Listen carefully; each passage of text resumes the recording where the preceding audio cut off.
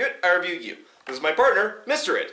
Today, we'll be taking a look at CR's familiar faces of Professor Dementor. Despite being on one of the most popular shows of recent history, today's character still seems to be overlooked.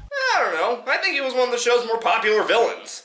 Legend dictates, and by legend I of course mean Wikipedia. Wikipedia, the all-knowing source from which all internet critics get their facts. The idea for Kim Possible was conceived by its creators in a mere elevator ride, but soon after, Kim Possible premiered in 2002. What are the odds that there are at least 2 Disney products that had major developments in an elevator and were released in 2002? It also involved Christy Carlson Romano. Weird. It was one of the highest watched and rated shows on the Disney Channel. Now I know what you're saying. You've been watching the Disney Channel? You need to hand in your man card right now. You do know that Disney Channel wasn't always like that, and even today, they do release good shows. The good ones are few and far between, but still. Well, let's look at it this way. A girl fights international crime, giant robots, and supervillains by jumping around and revealing outfits, occasionally running into a superpowered villainess wearing a skin-tight jumpsuit. And in her off time, she continues to jump around in her incredibly short, un-Disney-esque cheerleading outfit with her other hot classmates. So in conclusion, I love this show because... You're a perv? Me. Acceptable. Platinum? Okay. But we're here today to discuss Dementor and his voice actor, Patton Oswalt. Hi, I'm Patton Oswalt. Now, Patton Oswalt is one of those amazing performers that can show up anywhere. Personally, I think his weirdest appearance was on Agents of S.H.I.E.L.D. How does he manage to jump the gap between very friendly material and very adult? Maybe he took lessons from Bob Saget. Speaking of suspicions, I have a feeling Professor Dementor started as a throwaway joke. At first he's mentioned as a timeshare holder for one of Dr. Dragon's lairs. Carefully! Hello? No, this is not Professor Dementor. He moved. Isn't that how all great characters start? Just a gag that got a chance to develop? Hello? Do you have Prince Albert in a can? Well, that was just unnecessary. Meow. He does show up later in the series as Dr. Dragon's nemesis, which pisses him off to no end. Dementor evidently has better equipment and better trained henchmen. But I can think of one thing that Draken has that Dementor doesn't.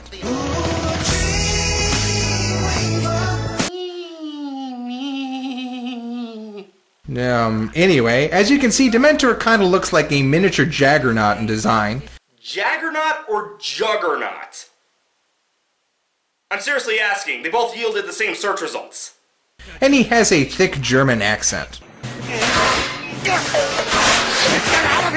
Did I mention that vortex will be the size of the state of Nevada? How is it that a German can pronounce Nevada better than most people on the east side of the U.S.? The character seems pretty generalized compared to the show's other villains, who have these outrageous themes. Yeah, I don't think Dementor was meant to be anything other than a more competent version of Draken.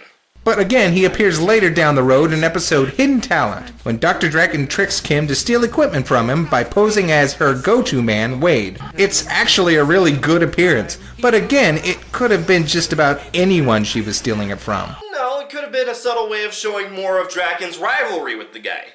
But finally, in Season 3, Dementor was promoted from MacGuffin to full-blown villain, when he appeared as the solo antagonist in episode Bonding. He steals a whatchamacallit. I don't remember exactly what it was called, but it was basically just a power generator. And after a failed attempt to stop him, Kim and Ron end up getting stuck to the people they dislike the most, because Ron was dumb enough to pocket one of Dementor's molecular adhesion bombs. Bondo Ball! My name is better. No, yours is the more scientific name, while Dementor's is the more marketable one.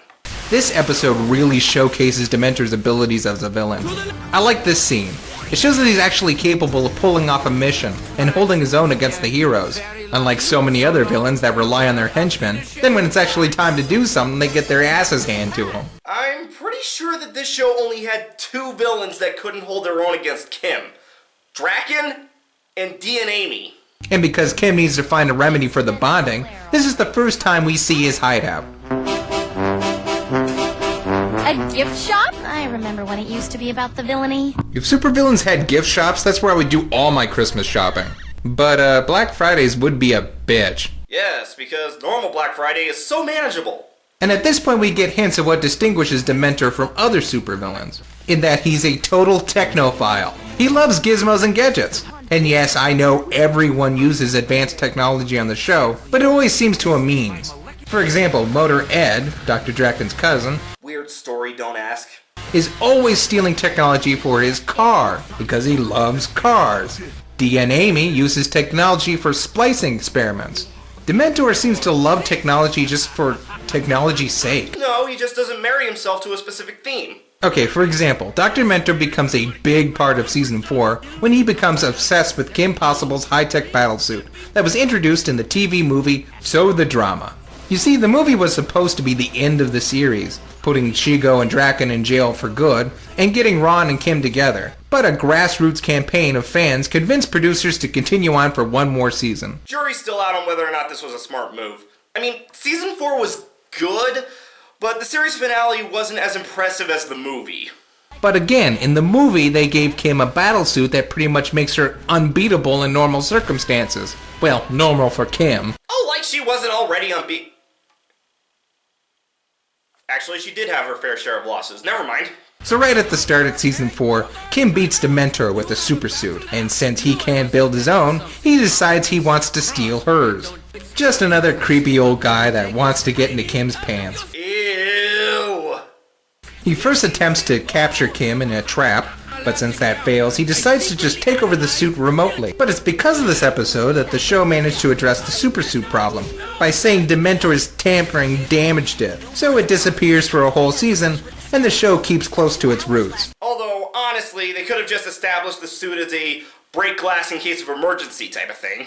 Well, that's all I gotta say. Oh my god, it just hit me why this title card is a reference to the movie Patton.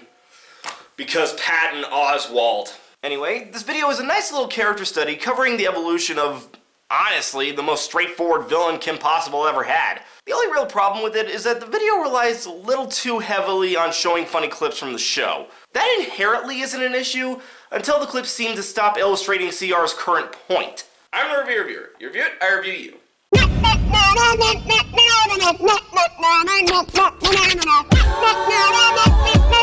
Hey, did you like the video? Want to see more of them come out more frequently? Then consider donating to the Those Dudes with a Hat Patreon. For just $1 a month, you get access to Patreon exclusive posts that include production updates and answering of viewer questions. Higher tier rewards including me advertising your URL and getting your review request reviewed by me. You can check out the Patreon page for more details, and if we can get close to my goal, then I can turn making videos into a part-time job.